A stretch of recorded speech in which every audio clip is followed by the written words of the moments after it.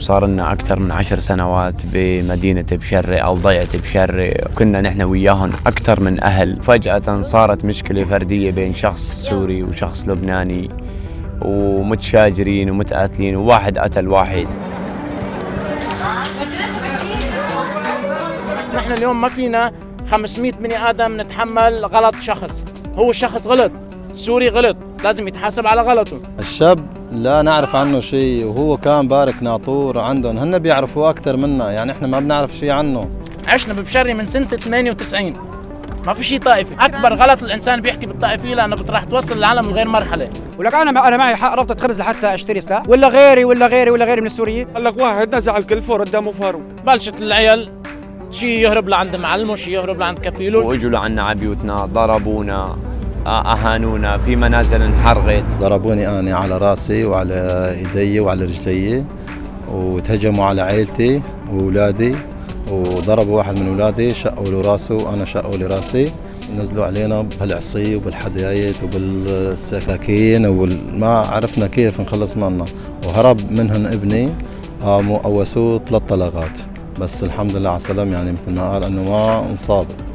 هاي ايدي وهاي راسي وهاي وابني صغير عمره 2.5 سنين، واحد ضربه بالعصاية كسره ولحول يكو بالمستشفى. لسه كلمة حكي ما بيعرف يحكي، محرم يشوف الدم. بعد ما هربت قدرنا نهرب أنا ومرتي وولادي، بعد ما تشعفنا قدرت أنفذ، قدرت أكسر الشباك بلور وأهرب.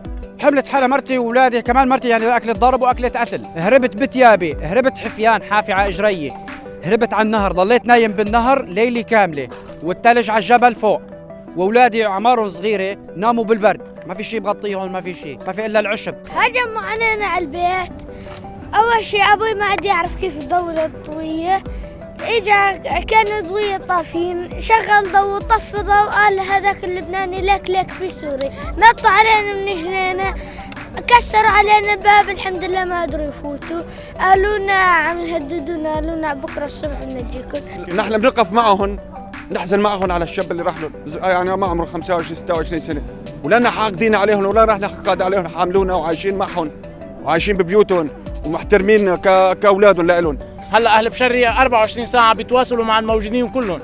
إذا حدا من الموجودين يقول لي ما في واحد من بشري تلفله سأله ايش صار معك، ايش بدك تساعدك، بيكون غلطان. استاذ في عالم ألقت بعضها كرمالنا، اللي عنده مصلحة، اللي عنده أي شغلة، في عالم هي اللي هربتنا. أنا معلمي هو اللي طلعني، كتر ألف خير وضل ماشي وراي لحتى طلعت من بشرة. هذا معلم وهذا مع كل مين حدا حمام من بشرة. في سيارات ضلت تشتغل من الليل للصبح بتطلع سوريين. في عندك أنت كيف ما كان 217 عيلة سوريين ببشري، هن أهل بشري اللي طلعون. في عالم غراضة جوا، في عالم إلى أوراق، نص العالم هلا خايبه الاوراق. نحن مشكلتنا مع الامم، ما هي مشكلتنا مع حدا. 4 مرات صار الملفات مسجله ويقول لك بكره بخبرك، هلا عم بيقول لك بعد جمعه تكون العالم هاي ما ضل حدا عايش. شعب طرابلس هن واقفين معنا، عم بيجيبوا لنا مي، بيجيبوا لنا اكل، كتر خيرهم. مو المفوضيه، الفوضيه ما حدا عم يطلع منهم برا. اجى امبارح بسطة كعك من طرابلس، هذا عم يترزق ويعيش اولاده، طعم الاولاد، وزعها على الاولاد، ما اخذ ليره ولا ليره اخذ، واشترى، اجت بسطة حطته وزعها على الاولاد. المفوضيه ما طلعت ساعدتها الشيء على الاولاد. هاي عنده اولاد يمكن جوعانين وطعم اولادنا. والله ما رضي ياخذ طعمان منا. احنا صار لي من الصبح لهلا دق لهم 30 اتصال، صارنا 3 ايام صوت ما ضل عنا. كذابين، الامم كلياتها كذابه. عم نطالبهم طبعا انه يامنوا لنا سكن مؤقت حاليا بس لحتى تروق الحاله، او انه بيشوف لنا شيء حل. في شغله بتعز عنا كلياتنا السوريين، انه في شيء عنا هون اسمه السفاره السوري، هيدي ما بنشوفها ابدا، ولا بتمنى انا السفير يطلع يحكي كلمه علينا. فنحن بيقولوا للعالم روحوا على السفاره، يا عمي السفاره ما بتعترف علينا كلاجئين.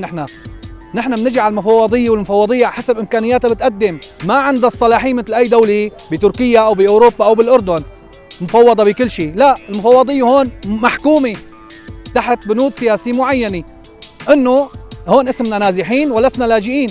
هلا ما في رجعه، لانه نحن عشاير وبنعرف الازمه هي اللي مرت فيها فور الدم كثير، ومقدرين الوضع كله سوا. بهالوقت هذا وبهالظروف هاي ما فينا نرجع ابدا، وتاركينه لله.